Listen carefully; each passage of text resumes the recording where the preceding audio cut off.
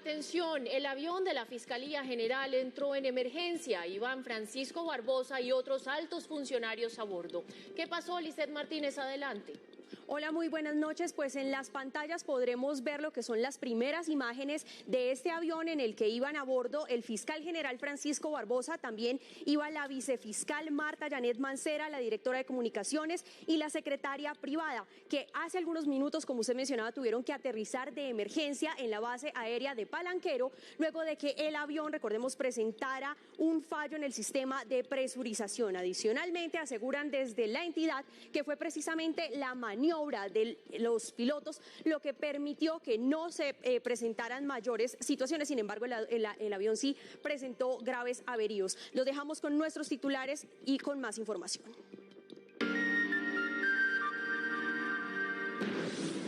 Alerta en el Caribe colombiano por tormenta que puede convertirse en el huracán Bonnie.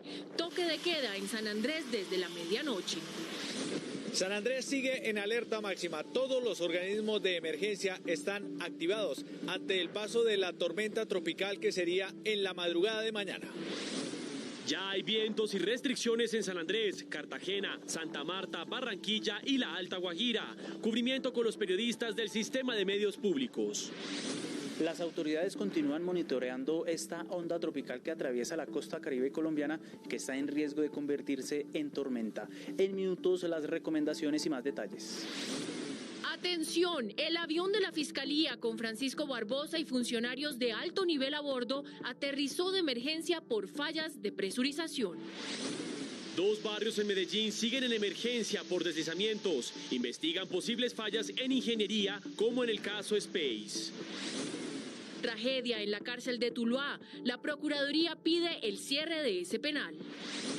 Sigue el empalme de gobierno. Hoy hubo reuniones en los equipos de educación y salud y no paran las reacciones por el nombramiento de Ocampo en Hacienda.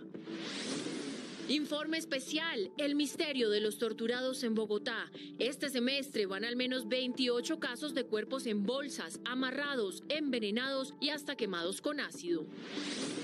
Reconstruimos los casos de mayor crueldad, recorrimos las zonas donde hallaron cuerpos y buscamos respuestas de qué puede estar pasando en la ciudad. Los analistas dicen que la tortura y la violencia extrema son métodos propios de carteles de la mafia. El distrito ha reconocido que hay vendetta entre bandas de microtráfico. En el mundo, gobierno de Ecuador y movimiento indígena llegaron a acuerdo tras 18 días de protestas y 6 muertes. 2 medallas de oro más para Colombia a esta hora en el boxeo de Juegos Bolivarianos. Juergen Martínez y Gilmar González suman 2 preseas doradas más para nuestra delegación. Más detalles en nuestra sección deportiva. Y más deportes, porque todo listo para la crono que da inicio al Tour. Estamos atentos a los colombianos en el lote. Ya viene oportunidades. Hay 58 vacantes para auxiliares farmacéuticos. La nueva película de Elvis es un éxito rotundo en taquilla, así que en Cultura les contamos de qué se trata.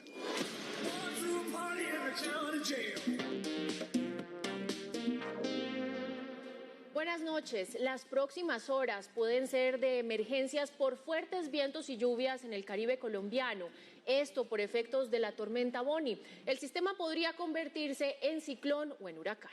Ya hay medidas como playas y navegación restringida en Magdalena y Atlántico. En San Andrés inicia el toque de queda en 5 horas. Vamos a la isla con nuestro enviado especial Jimmy Montenegro y también con la periodista de Radio Nacional Ali Castro. Compañeros, buenas noches.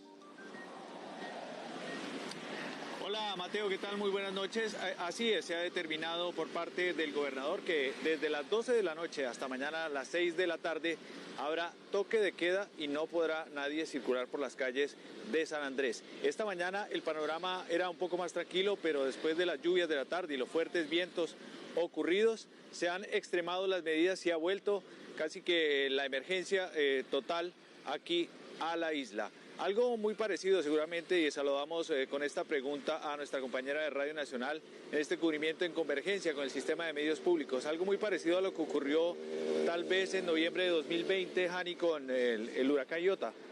Sí, precisamente era una situación similar la que se vivía en ese momento, Jimmy. Digamos que de alguna manera las familias, las personas en San Andrés, todos los habitantes se estaban preparando precisamente para lo que sería la llegada del huracán, preparándose con los suministros necesarios en sus hogares, asegurando sus viviendas y todo lo necesario para los primeros auxilios. Bueno, pues esto han dicho las autoridades. El informe más reciente dice que a partir de la medianoche nadie puede circular por las calles y esto será muy severo, incluso dicen que peor que la pandemia, la situación que vivimos de aislamiento desde marzo de 2020, que seguramente tendrá mayores restricciones. Como el lugar más vulnerable de Colombia, San Andrés se blindará desde la medianoche de hoy hasta las 6 de la tarde de mañana. Esta medida se levantará de acuerdo al reporte de las condiciones del fenómeno natural. Las lluvias de la tarde mantienen los sistemas de alerta al máximo nivel. Ya saben que tienen que estar en su casa, ya la población recogió todos los alimentos, los enlatados, los kits. Entran en la parte de sus casas que tengan como los sitios más fuertes, con menos ventanería, y se refugian dentro de sus propias viviendas. En la madrugada comenzaría el impacto más fuerte del fenómeno natural. Abundante lluvia que va a caer, del incremento de los vientos y del incremento del oleaje. La medida aplicará para los habitantes y los turistas que se encuentren en toda la zona insular. Lo que queremos es evitar, por ejemplo, en el caso de los turistas, que utilicen las playas, que estén en la calle turistas y residentes raizales en el archipiélago. Miles de sanandresanos ya se abastecieron para las primeras 18 horas que mantienen en alerta a toda la isla. Pues miles de turistas habían llegado a la isla porque estamos en temporada alta, el último puente de junio ya para comenzar julio, y están esperando a la expectativa qué sucederá mañana. Por ahora el aeropuerto dice que se mantiene su operación normal, ¿no, Hani? Sí, Jimmy, hasta el momento las autoridades han informado que para el día de mañana los vuelos siguen con total normalidad. Sabemos que esto está sujeto a cualquier cambio que pueda haber en este fenómeno climático y por supuesto estamos atentos a su tránsito por el archipiélago. Dependiendo de eso podrían dar un nuevo aviso. Pero las autoridades son estrictas y le piden a la gente que permanezca en sus casas, que permanezca en sus hoteles o en sus posadas.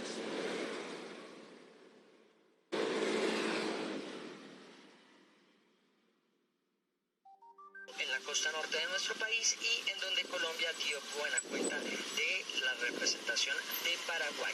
Cualquier rumor es noticia en San Andrés. Se puede ir al aeropuerto y ver que llegan los aviones full. Si bien la alerta llama la atención de la mayoría. Sí, muy miedosa, pero pues uno vino a lograr las vacaciones, entonces hay que disfrutarlo. Mientras Dios quiera que no pase nada grave. Los planes siguen como estaban para otros. No, pues tranquilos, hermano, hay que disfrazarse mientras podamos y mañana guardaditos en el hotel. Con las horas, en los cielos ya se dibuja por momentos la amenaza. Ahora supuestamente estaba a nivel 1, pero ahora ya ha pasado a tormenta tropical. Algunas playas fueron evacuadas antes de terminar la tarde debido a los fuertes aguaceros. En alerta todo el mundo, ¿no? Asegurando techos y los botes, ya viste, todos los botes en el agua, en tierra.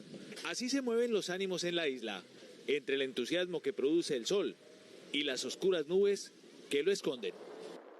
A nuestros periodistas allí en San Andrés y en Convergencia, gracias por su información y continuamos porque el presidente Iván Duque se refirió a la alerta por el huracán. Informó que la ministra Susana Correa está en la zona y al frente de la situación. Estamos en este momento no solamente con el IDEAM, con el Ministerio de Ambiente, con la Unidad de Gestión del Riesgo, haciendo monitoreo permanente. Tenemos además comunicación constante de las autoridades en materia de prevención de desastres con la gobernación y también con el alcalde de Providencia. Yo creo que están todos los mecanismos también de preparación y de alerta y obviamente lo que esperamos es que esto se mantenga. Y las autoridades monitorean segundo a segundo los movimientos de la tormenta tropical en la costa caribe colombiana. Juan Sebastián Amaya, ¿qué dicen los expertos de la DIMAR y cuáles son las recomendaciones? Adelante. Compañeros televidentes, muy buenas noches. Nosotros seguimos al tanto del desenlace de este fenómeno natural, pero para eso nos acompaña nuevamente Leonardo Moreno, él es meteorólogo de la Dirección General Marítima. Leonardo, nuevamente bienvenido a RTVC Noticias y cuéntenos y expliquémosles a nuestros televidentes qué es lo que vemos en estas pantallas y por dónde está transitando este fenómeno natural. Muy buenas noches. Bueno, como venimos desde el día anterior vemos que la banda nubosa se aloja hacia la parte norte del mar, de las costas colombianas, en centro del Mar Caribe. Esto ha implicado que no exista como un orden establecido o como una consolidación del fenómeno, teniendo nuestro centro un poco más al sur. Sin embargo, sigue viajando hacia el oeste, teniendo que para mañana en la mañana, viernes, vamos a tener la llegada de las precipitaciones más fuertes en caso de que se consolide como una tormenta tropical. ¿Ya hay algunas restricciones de tránsito marítimo también en la costa caribe colombiana? Sí, Cartagena venía de una bandera roja a una bandera amarilla que permite más actividades. Puerto Bolívar, que es nuestro puerto más al norte, ya levantó todas las restricciones, sin embargo se mantienen en Riohacha, Barranquilla, Santa Marta y obviamente empiezan en San Andrés. Gracias, Leonardo, y recordemos que una de las recomendaciones más importantes que emiten las autoridades es que las familias que viven en estas zonas del país estén al tanto de toda la información y las alertas que están entregando constantemente. Juan Sebastián Amaya, RTVC Noticias, conectados 24/7. Y en varios municipios costeros está restringido el acceso a playas, ríos y parques naturales ante la alerta por el ciclón tropical. Revisamos cómo se prepara el norte del país con los periodistas de los medios públicos. Pese a las precipitaciones que han caído sobre Cartagena, la ciudad se mantiene en calma. En las últimas horas se registraron 2 trombas marinas en Isla Barú, producto de la humedad. Las autoridades manifestaron que levantaron la alerta por tormenta tropical en La Heroica. En La Guajira no han sido mayores las afectaciones que deja a su paso por Colombia el ciclón tropical. Los municipios que mayor han registrado lluvias y vientos de tormenta tropical han sido Dibuya, Manaure y Uribia.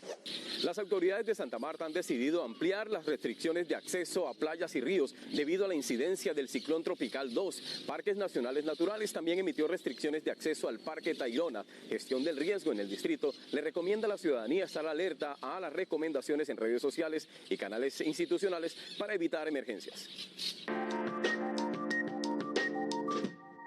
Las emergencias que enfrentan los habitantes de 2 barrios de Medellín por deslizamiento de tierras causan alerta en la comunidad. Nos conectamos a esta hora con Ismael Tobón. Ismael, buenas noches. ¿Y qué dicen los expertos? Hola Daniela, televidentes, muy buenas noches. Pues todos los expertos que consultamos aquí en la capital antioqueña coinciden en que realmente las constructoras deben de trabajar en la realización de buenos proyectos inmobiliarios para evitar emergencias como la que ocurre en el sector de Altos del Rodeo en Belén y también en el sector de Manrique aquí en Medellín. En el siguiente informe, más detalles. Muchos conocen la capital antioqueña como la ciudad de los edificios enfermos. La construcción de viviendas en zonas altas o laderas generó un reto de algunos constructores que no pudieron solucionar. Para los expertos en la ingeniería de la ciudad, priman los intereses. Los estudios geológicos, geotécnicos se hacen de muy mala manera. Y eso hace pues que los edificios y las propiedades sean muy baratas, pero en el largo tiempo pues no son capaces de soportar, digamos, los requerimientos que la naturaleza hace. A veces el afán de las constructoras ponen en riesgo a las personas. Esa planificación pues implica que haya después, lógicamente, unas consecuencias de derrumbamientos, de deslizamientos que finalmente afectan a la población en sí. La temporada de lluvias hizo visible el problema de la poca planeación en la construcción en las montañas. Y al suceder sobre las laderas, pues se ven muchas situaciones que no son del todo deseables, modificaciones en el cauce de las quebradas, movimientos de la tierra que no son adecuados. Además de lo que sucede en Rodeo Altos y en Manrique, también se muestra el cambio que experimenta el suelo de Medellín en los últimos años. Continúa la entrega de los cuerpos de las víctimas del incendio en la cárcel de Tuluá. La Procuraduría pidió cerrar los pabellones más antiguos del centro penitenciario. Carlos Gutiérrez con las noticias y más detalles. Buenas noches. Hola Mateo y televidente, muy buenas noches. Pues bien, hoy empezó el traslado de 350 internos de los pabellones 8, 9 y 11 de la cárcel de Tuluá por parte del IMPEC. Entre tanto, desde la Gobernación del Valle del Cauca se hace un llamado para que se entreguen ayudas básicas a algunos internos, 90 que resultaron seriamente afectados luego del voraz incendio. La angustia de los familiares de quienes fueron trasladados a otras cárceles aumentó. Son 350 de los pabellones 8, 9 y 11. No nos están dando información, nos tienen para allá y para acá como si nosotros fuéramos unos payasos o juguetes. Por favor, colabórenos.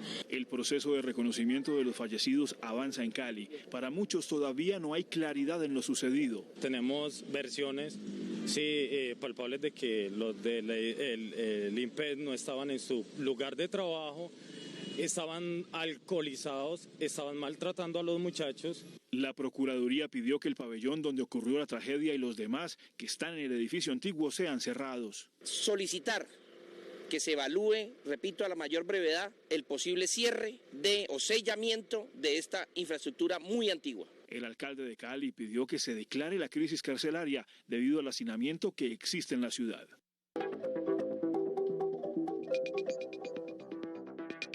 Con frecuencia reportamos casos de cuerpos en bolsas hallados en las esquinas de distintas localidades de Bogotá y también hemos registrado crímenes atroces en los que las víctimas han resultado torturadas. Mateo, pues las autoridades sospechan que gran parte de estos homicidios tendrían aparentes conexiones. Las disputas por microtráfico son la principal hipótesis y de eso precisamente vamos a hablar en este informe especial. La serie de reportajes que hemos preparado es la siguiente. Primero, las características de los crímenes atroces. En la ciudad este primer semestre han ocurrido no solo casos de cuerpos embolsados, también hay quemados con ácido, envenenados y hasta casos de descuartizamiento. Veremos después la respuesta de la policía. Con un trabajo de reportería en campo volvimos a los lugares donde aparecieron los cuerpos acompañados de los oficiales de la policía a cargo de la situación. Y en tercer lugar, hablamos con los expertos. Estos crímenes de extrema violencia tienen antecedentes incluso en los tiempos de mayor violencia del cartel de Medellín. Iniciamos. Estamos ante una oleada de crímenes con extrema violencia en Bogotá, al menos desde enero de este año, que tendría posibles hilos de conexión y nexos que aún las autoridades investigan e intentan establecer. Pero un repaso por entre estos hechos permiten conjeturar que en este momento en la ciudad se libra una cruenta guerra entre aparentes carteles de microtráfico o bandas organizadas. Reconstruimos algunos de los casos en los que hubo crueldad y violencia. Saber con exactitud cuál es el crimen más atroz de las últimas semanas en Bogotá es una tarea difícil para forenses, investigadores criminales y veteranos policías judiciales. Pero los casos tienen líneas comunes como la violencia extrema y las torturas. Vean solo 3 ejemplos en Bogotá en los últimos meses. Localidad de San Cristóbal, barrio Juan Rey. Una patrulla de la policía hacía su ronda de control en esta vía, que marca el límite con Usme. En el lugar funcionan improvisados albergues de perros. Un día del pasado mes de febrero, uno de los patrulleros notó que un perro llevaba algo en el hocico. Luego de acercarse descubrió que el animal masticaba un brazo humano. Reportó el hallazgo con agentes del CTI y forenses de medicina legal, pero el resto del cuerpo nunca fue encontrado. Por ahora es un potencial caso de descuartizamiento con una víctima cuya identidad no ha sido establecida. Ahora estamos en la localidad de Bosa. La comunidad llamó a la policía porque, según los habitantes del barrio El Pedregal, se oyeron gritos de auxilio. Cuando las patrullas del cuadrante acudieron, encontraron 2 cuerpos, un hombre y una mujer. Los signos de tortura en uno de ellos eran aterradores. Mi hermano está atado de manos horriblemente, con unos nudos terribles en las manos y en los pies. No había ninguna forma como desatarse. La boca la tenía abierta. La víctima es él, John Jairo Mercado, reportado como desaparecido el 29 de abril de 2022. El cuerpo apareció 12 días después con marcas de quemaduras de ácido, como si lo hubiesen sumergido en una caneca con líquidos corrosivos. Además, algunas de sus partes estaban mutiladas. Por el estado, digo yo que eso no fue estado de composición, sino fueron quemaduras porque se ve quemado en la parte del cuello hacia abajo. Y la verdad es muy duro y yo lo único que pido es justicia. La hermana de John Jairo, que aceptó entregar su testimonio pero sin revelar su identidad, descarta que sea un robo. Este es el carro de Mercado. Estaba en Bosa Lagunas, zona límite con Soacha, a unos 10 kilómetros de donde fue hallado el cuerpo. Veamos ahora un tercer caso de persona torturada. Localidad de San Cristóbal, barrio Juan Rey II. Un militar del ejército patrullaba en esta zona rural y de pronto vio una hoguera a lo lejos. También escuchó gritos que salían del lugar. Hizo el reporte y se apoyó en la policía. Cuando los patrulleros llegaron a este punto, encontraron el cuerpo todavía humeante. Estaba en posición fetal.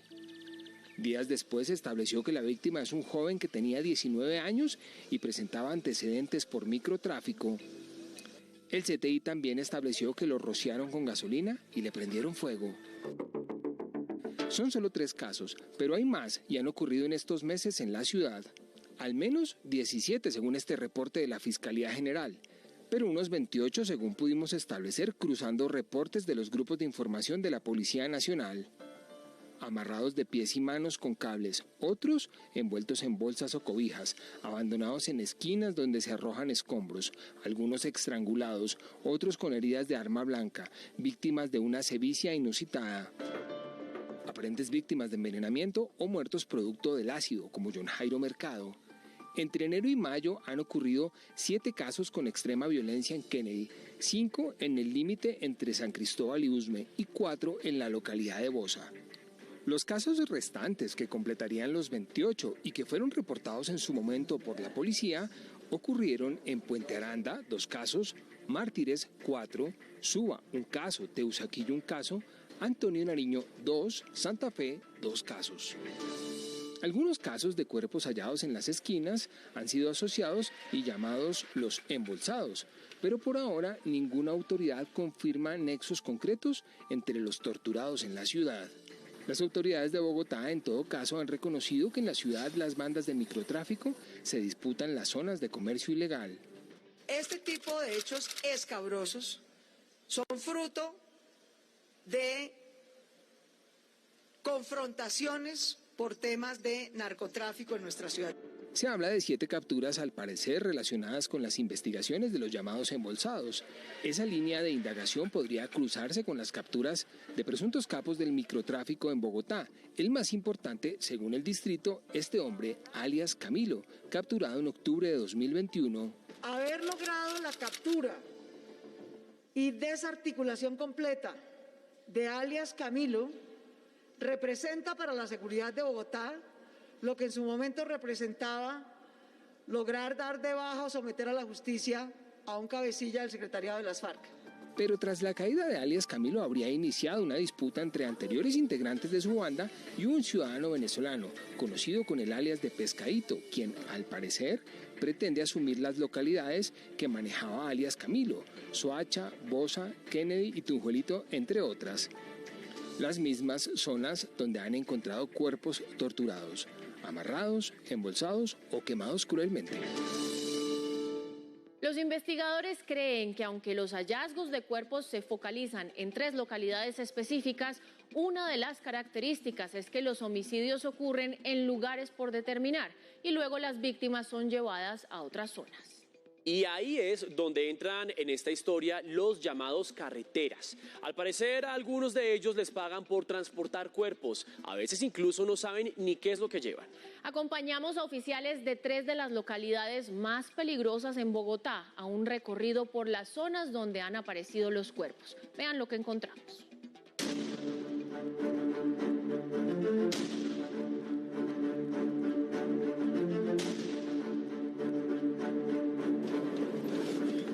Hay un elemento que podría tener relación en los casos de muertes violentas en Bogotá. Al menos 4 de las víctimas sufrieron envenenamiento. Vean lo que ocurrió en la localidad de San Cristóbal. En esta zanja, por ejemplo, en los límites con Usme encontraron a una mujer de 25 años víctima de una sustancia tóxica. Para la policía, más que un homicidio, se trataría de un crimen para enviar un mensaje, posiblemente entre bandas al margen de la ley.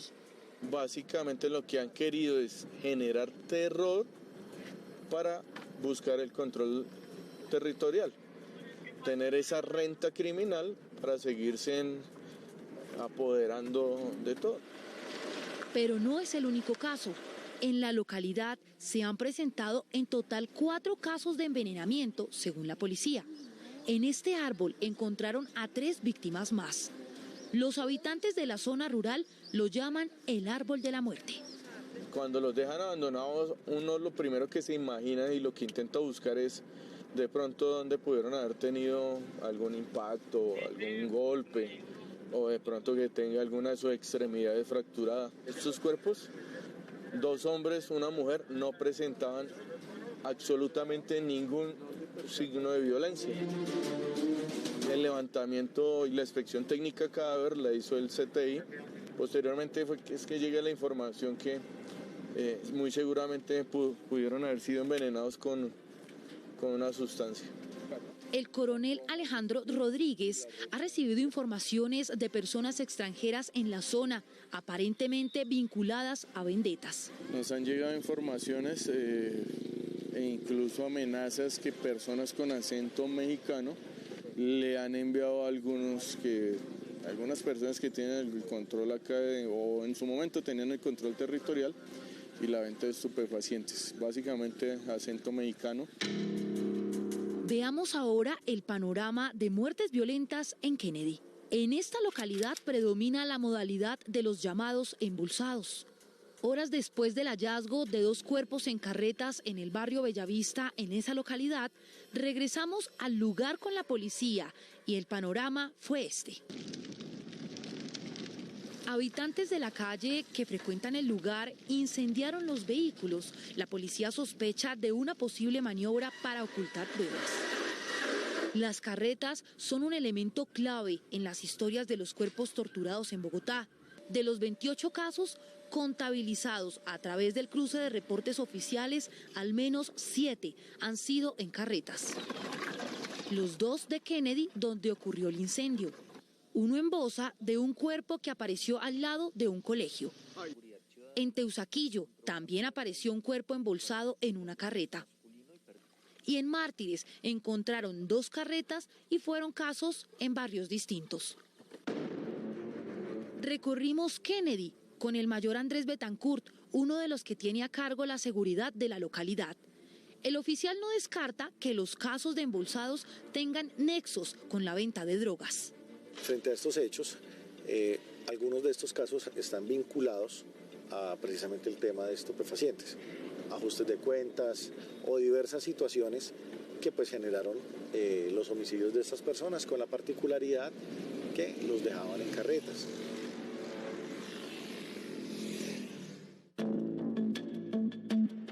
Esta zona de Kennedy se llama Bellavista. Es un punto de acopio para los carreteros y recicladores. Las personas que trabajan en este lugar prefieren no hablar de los casos de embolsados. Aunque es una zona deprimida donde se presenta consumo de drogas y niñez en riesgo, la policía no cree que los homicidios sean cometidos allí. Entonces puede ser que estos delitos se hayan presentado en otro sector, dentro de una residencia o en otro espacio que no sea la vía pública. Y pues buscan dejar los cuerpos en zonas alejadas a donde están los epicentros de la confrontación o del delito. Bosa es la otra localidad que preocupa por el número de muertes y el grado de violencia. Aquí 4 homicidios tienen características de tortura. En esta esquina, al lado de un colegio, abandonaron un cuerpo embolsado. Estos asesinatos se nos han venido presentando por algunas acciones criminales, sobre todo entre consumidores y expendedores de estupefacientes, especialmente en la zona de límites entre Soacha y Bosa, Bogotá. Uno de los problemas más complejos en Bosa es que al limitar con Soacha es una zona donde se presentan las disputas entre bandas de microtráfico. Aquí operaba la llamada Banda de los Camilos, cuyo cabecilla fue capturado en octubre del año pasado. Revisemos las cifras de muertes violentas en Bogotá. Este indicador, paradójicamente, y a pesar de estos casos de torturas, bajó. Entre enero y junio ocurrieron 397 homicidios. Esa cifra es menor en 159 casos comparado con el mismo periodo del año anterior. Ahora las cifras de los torturados. La Fiscalía identifica 17 cuerpos en bolsas, todos de nacionalidad venezolana, cifra dada entre enero y 31 de mayo. Y a esas cifras se suman los casos de envenenados y asesinados con torturas, cuya cifra sería 28 de acuerdo con los propios reportes de la policía. Consultamos a expertos en crimen organizado. Coinciden en que la violencia extrema en los homicidios suele estar relacionada con disputas entre bandas. Hay métodos que incluso se asemejan a los usados por los carteles mexicanos y los que en su momento utilizó Pablo Escobar, en la época más cruenta del cártel de Medellín. Los asesinatos atroces son un método que el mundo criminal ha utilizado para enviar mensajes en medio de guerras, disputas por el control de territorios o para arrebatarse o conquistar mercados ilegales.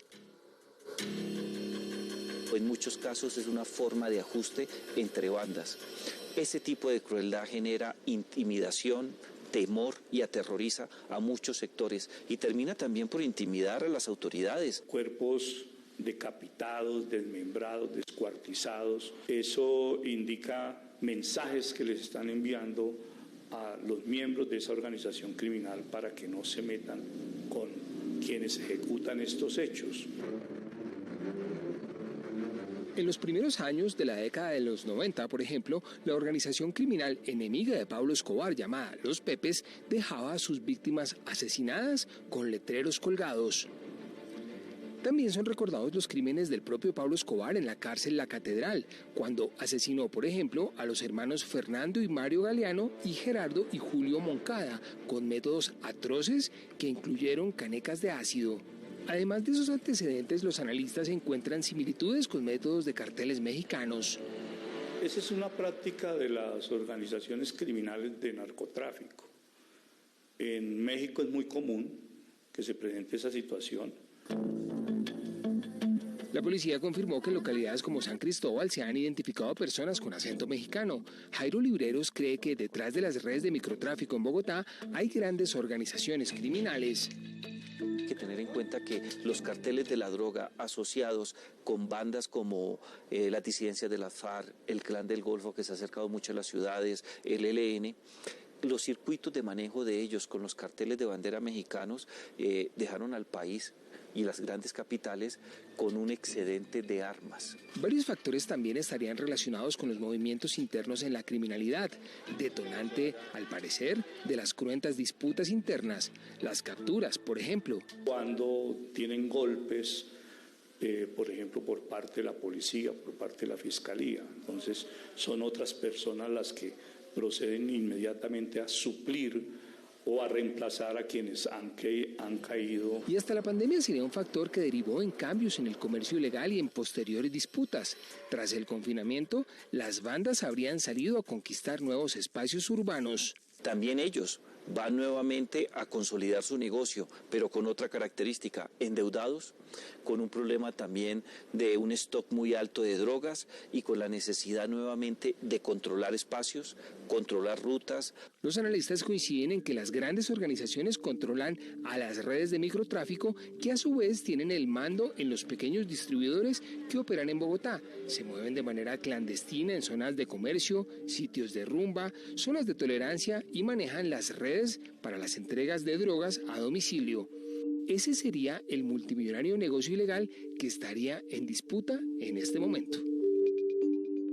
Un dato para cerrar, para que vean que este problema está latente en la ciudad. El último cuerpo embolsado en la ciudad fue hallado hace 2 semanas en Bosa. Vamos con más noticias a esta hora. Más noticias. José Antonio Ocampo, ministro de Hacienda designado por el presidente electo Gustavo Petro, entregó un balance sobre la reunión de empalme con el actual ministro José Manuel Restrepo. Hoy estuvimos discutiendo los temas de endeudamiento por una parte y por otra parte los temas del sector financiero. Digamos, en la parte del sector financiero creo que hay elementos positivos en materia de estabilidad. Creo que ahí no hay mayores riesgos. Y es que hoy continuaron las reuniones de empalme entre los gobiernos saliente y entrante. El turno hoy fue para los ministerios de Educación, Defensa, Salud, TIC y el DNP. Inició el empalme del Ministerio de Educación en cabeza de la ministra saliente y Alejandro Gaviria, que suena en esa cartera. Tenemos 5 temas. El primero es toda la educación básica y media, después vamos a tocar un tema muy sensible que es el tema de educación superior y después algunos temas sectoriales con las entidades del sector. La cartera de salud también comenzó el empalme. El tema principal de la reunión fue el fin de la emergencia sanitaria. Específicamente lo que tiene que ver que hoy se termina la resolución de emergencia sanitaria y en este momento pues expresamos la preocupación de que se ha habido un aumento en los contagios, en las mortalidades. En Hacienda, el gobierno entrante ya definió quién será el nuevo ministro. José Antonio Campos será nuestro ministro de Hacienda, construir una economía productiva y una economía para la vida. De otra parte, la canciller Marta Lucía Ramírez se reunió con Álvaro Leiva, canciller del gobierno entrante, donde hablaron de las relaciones de Colombia con otros países y con organismos internacionales. 10 barrios de Aracataca, en Magdalena, quedaron inundados por las fuertes lluvias. Hasta el momento no hay balance de daños. Más noticias de nuestras regiones en el siguiente panorama nacional. Continúan los estragos por lluvias en el departamento de Santander. Ya 25 municipios han declarado calamidad pública. Varias vías se encuentran bloqueadas por deslizamientos, como lo es la vía San Gil Charalá, Onzaga, San Joaquín, Hato y Palmar. Cerca de 3.000 familias se encuentran incomunicadas. Más de 8.000 familias que se encuentran damnificadas en la zona de Sucre, en la subregión de La Mojana, se encuentran pasando hambre, de acuerdo con las informaciones de la alcaldesa Elvira Julia Mercado. En 12 municipios del departamento del Meta reiniciarán las operaciones de desminado humanitario, esto a causa de un atentado que cometieron el pasado 17 de mayo en el municipio de Vistahermosa a un grupo de militares que se encontraba realizando estas actividades. En el Huila, las autoridades pidieron a la ciudadanía no usar pólvora en las festividades sanpedrinas. Solo en Neiva, 3 personas han sufrido hasta ahora quemaduras y lesiones graves por el uso de voladores en medio de estos eventos. Uno de los lesionados era un espectador en un desfile y 2 de ellos estaban bajo los efectos de bebidas alcohólicas.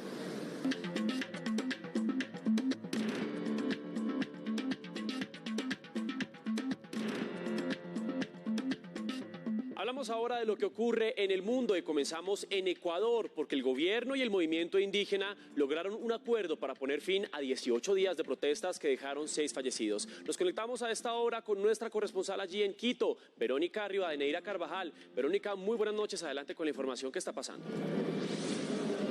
Buenas noches. Tras 18 días de paro nacional, 7 muertos en intervención de la Conferencia Episcopal Ecuatoriana, terminó el paro nacional en el Ecuador.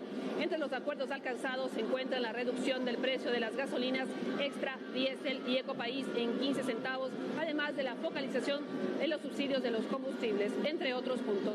Escuchemos las declaraciones del ministro de Gobierno, Francisco Jiménez, y también del presidente de la CONAIE, Leonidas Issa.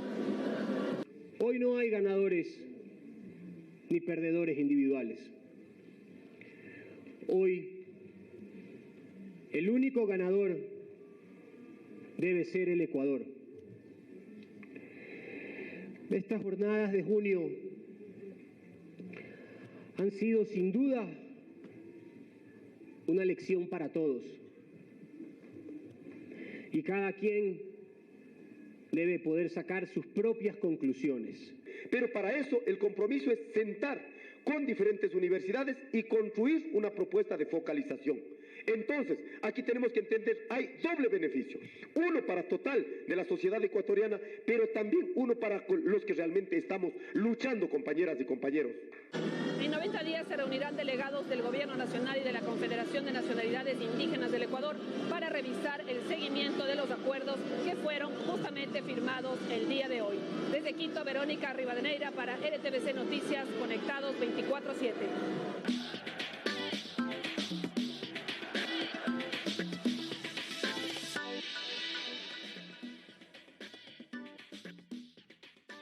Y ahora seguimos con la información deportiva aquí en RTVC Noticias. Pues sigue la cosecha de oros por nuestra delegación colombiana en los Juegos Bolivarianos que se están disputando en Valledupar.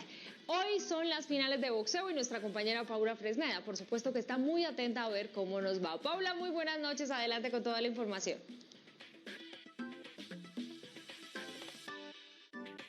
Vanessa, muy buenas noches. Saludo para usted y todos los televidentes de RTVC Noticias. Nosotros estamos en el Parque de la Leyenda Vallenata en las finales de boxeo, en las que Colombia acaba de ganar 2 medallas de oro, así como ustedes lo escuchan, con Juvergen Martínez en el peso mosca y por supuesto con Gilmar González, y también ha cosechado 2 medallas de plata aquí en el Parque de la Leyenda Vallenata. Pero también ha sido un día muy fructífero para el ciclismo, especialmente para el cross country o el MTB, como se conoce esta modalidad del ciclismo. Hoy tuvimos oro, plata y bronce, pero acá les tenemos la crónica. La primera prueba fue para las damas. María José Salamanca, de 19 años, se impuso logrando un oro contra todo pronóstico. Sabía que iba a ser muy fuerte, que iba a ser muy competido, pero bueno, se vale soñar y siempre mantuve la fe intacta para poder lograr esta medalla de oro para Colombia. Ana María Roa, la otra colombiana, tuvo inconvenientes con su cicla. Terminó cuarta de la prueba.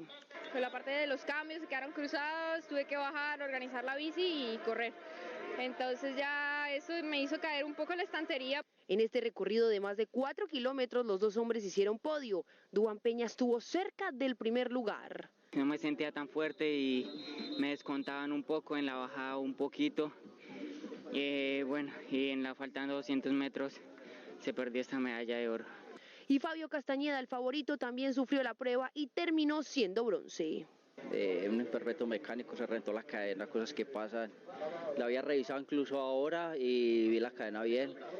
No sé si fue, digámoslo así, la fuerza. Oro, plata y bronce en el cross country. Resultados positivos pensando en el mundial que será en agosto. Bueno, Vanessa, así también se han conseguido algunas medallas en otras disciplinas deportivas. En el squash, Colombia también logró 6 de los 7 oros que se entregaron en esta disciplina que se disputó en Bogotá. Y por supuesto nosotros este viernes vamos a seguir con toda la información. Los esperamos en el noticiero de mediodía para llevarles a ustedes más de lo que ha pasado en esta edición 19 de los Juegos Bolivarianos. Paula Presneda, RTVC Noticias, conectados 24/7. Feliz noche. Paula, muchísimas gracias por toda la información. Vamos a estar atentos a lo que pasa con boxeo, pero usted mencionaba el viernes, y es que el viernes, mañana, pasa algo importante, y es que comienza la edición 109 del Tour de Francia, será en Copenhague, Dinamarca, y pues allí tendremos la participación de colombianos. Esto será una contrarreloj de 300.2 kilómetros totalmente llanos. El primero en salir en el turno número 20 será Daniel Felipe Martínez. Este viernes se pondrá en marcha la edición número 109 del Tour de Francia en Dinamarca, donde se correrán las primeras 3 etapas de la ronda francesa. La primera fracción será una contrarreloj individual de 13,2 kilómetros sobre terreno llano en Copenhague, la capital danesa, donde se espera un mano a mano entre el italiano Filippo Ganna y el belga Wout van Aert para vestirse de amarillo. La contrarreloj iniciará a las 9 de la mañana hora colombiana y el primer escarabajo en pedalear será Daniel Felipe Martínez de Ineos, quien partirá a las 9:19 en el 20º turno. Luego llegará el momento de Nairo Quintana del Arkea Samsic, que arrancará en el turno 29 a las 9:28 de la mañana. En la previa de la carrera, Nairo afirmó que será exigente como siempre lo ha sido y luchará por la clasificación general. Sin embargo, es consciente de que no es favorito. Es muy difícil ganar, sabiendo este hombre que ha venido ahora tan fuerte en estos últimos años como Pogačar. Y es difícil, pero finalmente estamos aquí. Podemos estar cerca del podio si hacemos un buen trabajo de equipo. Esta primera semana no será fácil. Más de una hora después llegará el turno de Rigoberto Urán del Education First, que saldrá a las 10:35 de la mañana.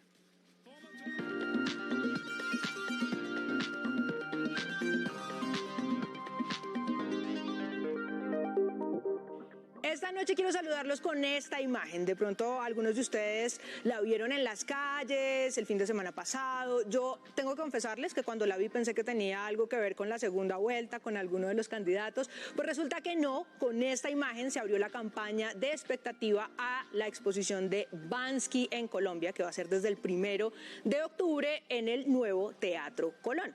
Bansky es un artista callejero que nació en Bristol y que siempre ha hecho arte contestatario y disidente. En palabras de a peso, diría mi abuelita, hace grafitis, pero ojo, porque no son cualquier tipo de grafitis, son unos que tienen una delicadeza en el trazo y en el dibujo que los hacen obras de arte, que además están hechas con esta técnica que se llama stencil y que tienen un alto contenido político. Todas son críticas a la desigualdad, a la pobreza, a la guerra, al consumismo, al capitalismo.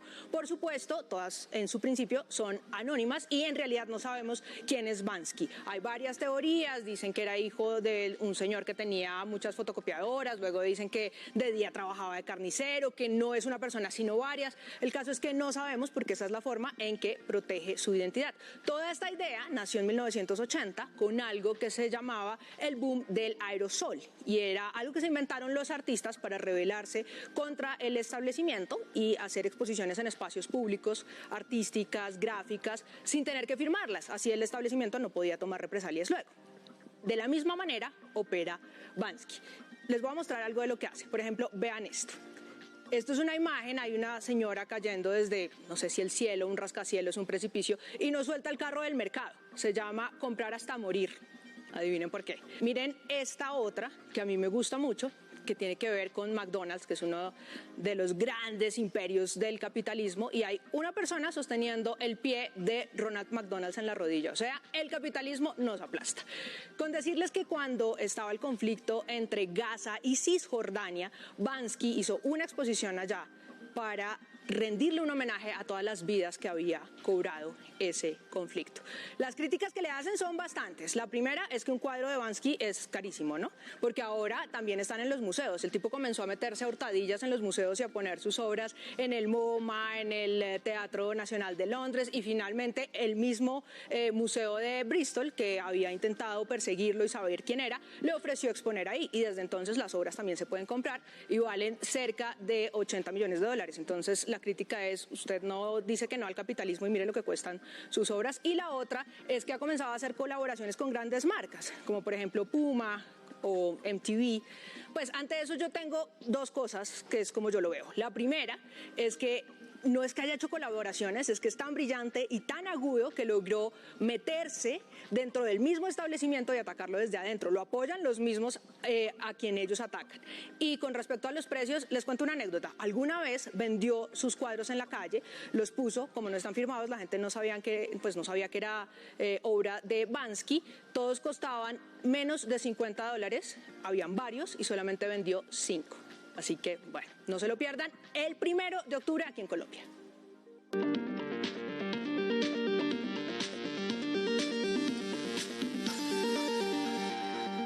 Datos económicos en RTVC Noticias. El desempleo en Colombia bajó 4,6 puntos y entre mayo de 2022 y mayo de 2021 fueron creados 2.196.000 puestos de trabajo, según el DANE.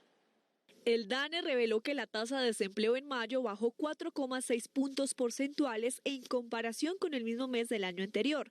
La cifra es de 10,6%. El presidente de la República se refirió frente al tema. Ya nos hemos situado por debajo de los niveles de desempleo prepandémicos en Colombia. Y ese es un símbolo y una demostración de lo que hemos sido capaces entre todos hacer por nuestro país. Significa que más de 940.000 personas encontraron empleo en mayo de 2022. En relación con la población desocupada, mayo del 2022 logra observar en todo el territorio nacional aproximadamente 2.644.000 personas en situación de desempleo, lo cual corresponde a una reducción. En mayo, por cada 2 mujeres que salieron del desempleo, 3 hombres lo hicieron. El Banco de la República subió las tasas de interés a 7,5%, el índice más alto desde finales de 2016. Esto significa que el costo de los créditos seguirá subiendo en los próximos meses.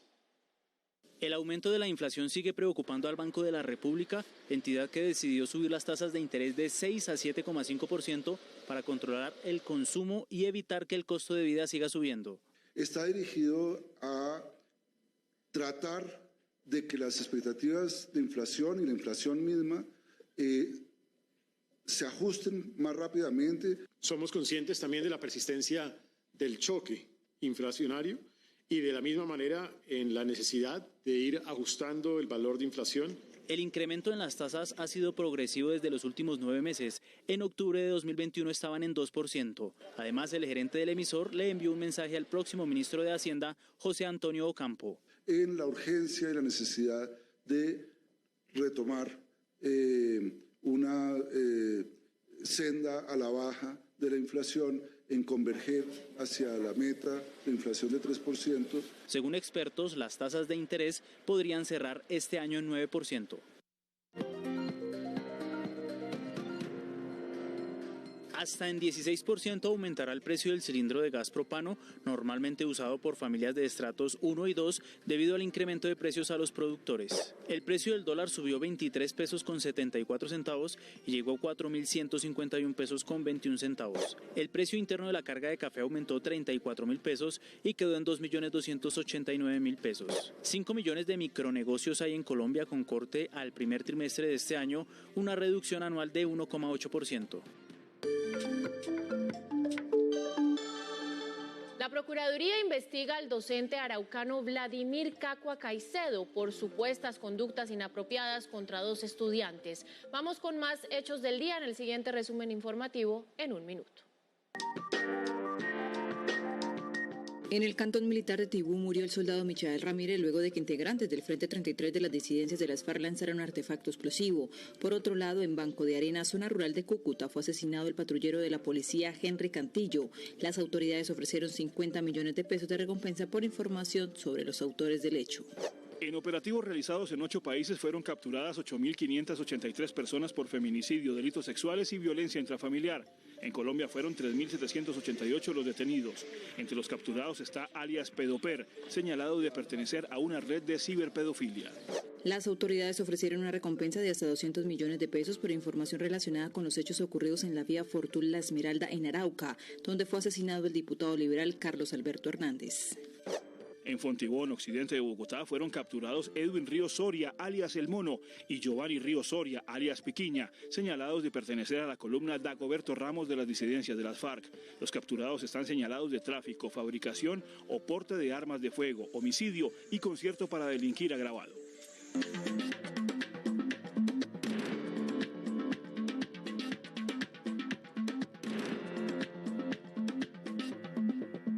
Más hechos del mundo en nuestra emisión central. El ejército ruso anunció su retirada de la isla de las serpientes. Se trata de una posición estratégica en el Mar Negro. El repliegue fue celebrado por Ucrania como una victoria. Más noticias del mundo a continuación. Ketanji Brown Jackson prestó juramento como la primera mujer afrodescendiente en servir como magistrada en la Corte Suprema de Justicia. Sin embargo, la mayoría conservadora en la Corte no cambia. De hecho, hoy limitó los medios federales para luchar contra el cambio climático, algo que la Casa Blanca rechazó de inmediato. Los diputados israelíes disolvieron el Parlamento para abrirle paso a nuevas elecciones legislativas, las quintas en menos de 4 años. Así se pone fin a un año de breve gobierno del primer ministro saliente Naftali Bennett. Yair Lapid, la exestrella de televisión, asumirá como primer ministro interino.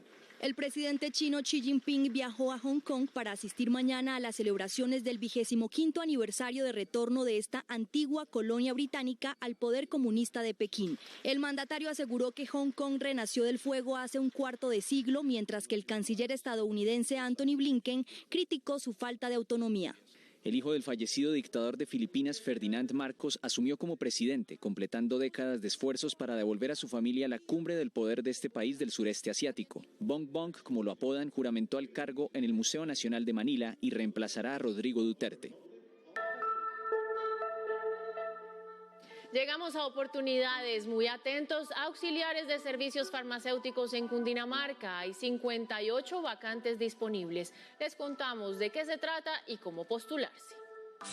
En oportunidades para que auxiliares de servicios farmacéuticos trabajen en Cundinamarca, vaya a la página agenciapublicadeempleo.sena.edu.co. Allí debe dar clic sobre la sección vacantes. Luego escoge la opción Cundinamarca, selecciona el ítem salud y escoge la convocatoria. Ojo, porque antes de empezar cualquier proceso, debe crear un usuario y contraseña para registrar sus datos en la plataforma. Al ingresar le aparecerán las generalidades y requisitos como ser colombiano, ser bachiller, ser técnico y tener mínimo 6 meses de experiencia laboral en el área. Atentos, porque son 58 vacantes con salarios de hasta 1.500.000 pesos mensuales que se están ofreciendo en diferentes empresas del departamento. Recuerde que la convocatoria va hasta que se agoten los cupos. Y muy importante, si quiere seguir informado 24/7, nos encuentra en todas nuestras redes sociales como RTVC Noticias.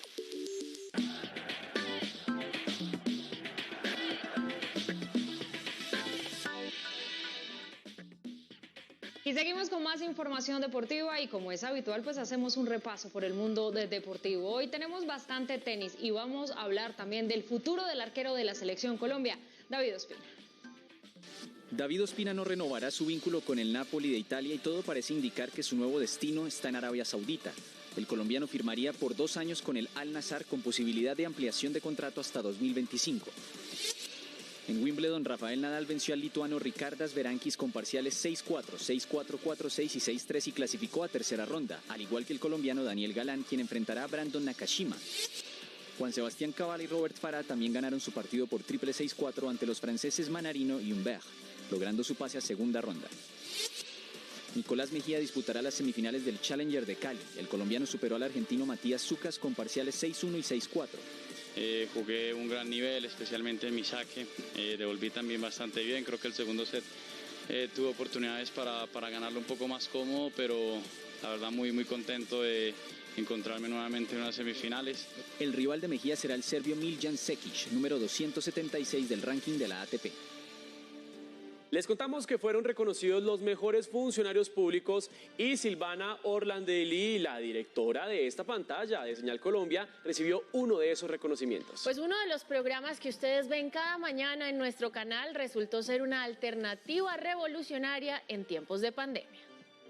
Tripulación lista en 3, 2, 1, 0. Ocurrió en uno de los momentos más difíciles en generaciones, la pandemia que lo cambió todo.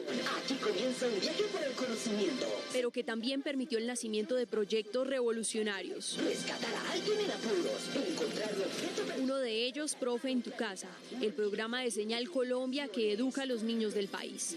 Agilidad y trabajo en equipo. Detrás de esa gran idea estuvo esta mujer, Silvana Orlandelli, directora de Señal Colombia, el canal que es un orgullo en el sistema de medios públicos. En el orden nacional, Silvana Orlandelli Uruburu, canal Señal Colombia de RTBC. Hoy Silvana fue reconocida en el Día del Servidor Público con el premio en la categoría Pandemia y Pospandemia. Fuimos de los pocos países que nunca cerró el servicio educativo, que lo mantuvo en la virtualidad, y si no teníamos la virtualidad apelamos al Profe en casa.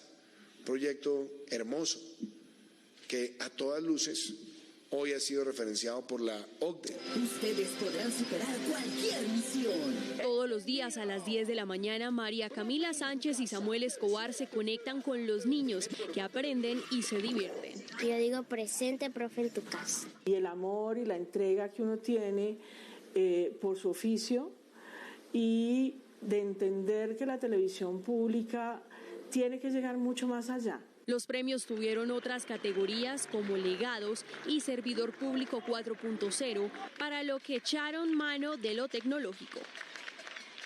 Y el frailejón Ernesto Pérez protagoniza el nuevo corto promocional de la plataforma Netflix para la segunda temporada de la exitosa serie Stranger Things. La animación titulada El Otro Lado muestra algunos lugares recreados en 2D en los que se desarrolla la trama de la producción. También podemos escuchar la voz del frailejón en una canción que nos cuenta un poco de la trama de la serie, llena de misterio y de magia. Los amigos no mienten, no. Y yo a luchar contra un mundo que al igual que yo no tiene mucho color. Amigos que no viven cerca pero están unidos por una misión. Los invito. Aquí no hay Vecna, ni tampoco Demogorgon. Los amigos no mienten, no. Y yo soy tu amigo frailejón. Oh, amigos, ¿están ahí? ¡Cambio! Hola, mi nombre es frailejón Ernesto Pérez. Oh, mi nombre es frailejón Ernesto Pérez. Dustin, Max, Lucas, Eleven, Mike y Will, con canciones vencen miedos y su mundo quieren salvar. Así que los invito a que nosotros también seamos los héroes del nuestro. Los veo del otro lado. Tululu, tululu, lulu.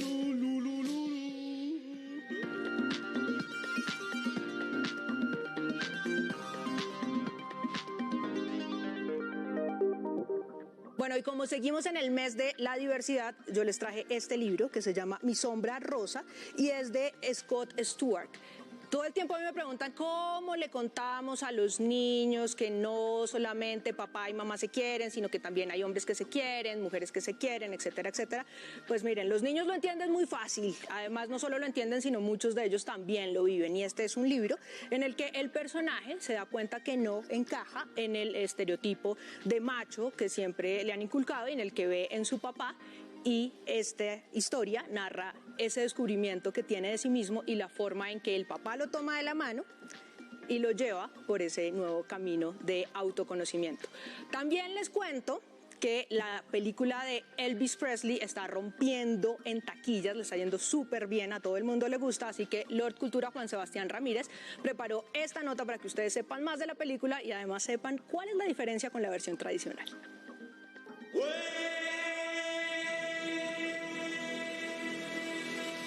El 14 de julio se estrena en Colombia Elvis, película biográfica que arrasa con la taquilla estadounidense y que cuenta con el aval de la familia Presley. Ready to fly. Tomorrow, all of America will be talking about Elvis Presley. La crítica ha destacado que no es una biografía convencional. De hecho, son dos historias. La del rey del rock and roll y la del coronel Tom Parker, que a lo largo de su carrera fue su manager, asesor, protector y quien lo manipuló. Además, el coronel cumple el rol de narrador dando una visión distinta al film. We are the same, you and I.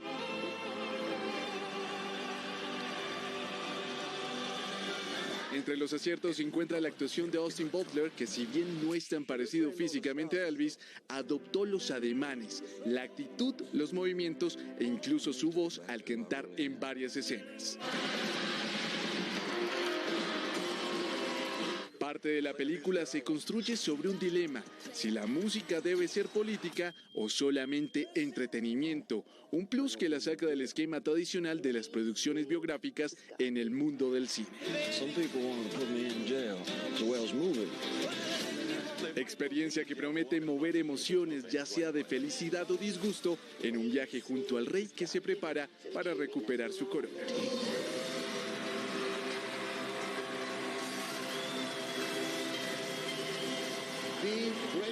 Y antes de despedir esta emisión, yo quiero darle la bienvenida a Daniela Caballero, que va a estar acompañándonos de ahora en adelante en este espacio, en nuestra emisión central de RTVC Noticias. Daniela, bienvenida y siempre es un gusto estar con usted aquí. Mateo, muchísimas gracias. Es un gusto para mí también acompañarlo a usted y también de estar informando a nuestros televidentes sobre todo lo que acontece en Colombia, las regiones y el mundo. Ustedes, muchas gracias por conectarse con nosotros 24/7. Nos volvemos a encontrar mañana. Una feliz noche. Chao, chao.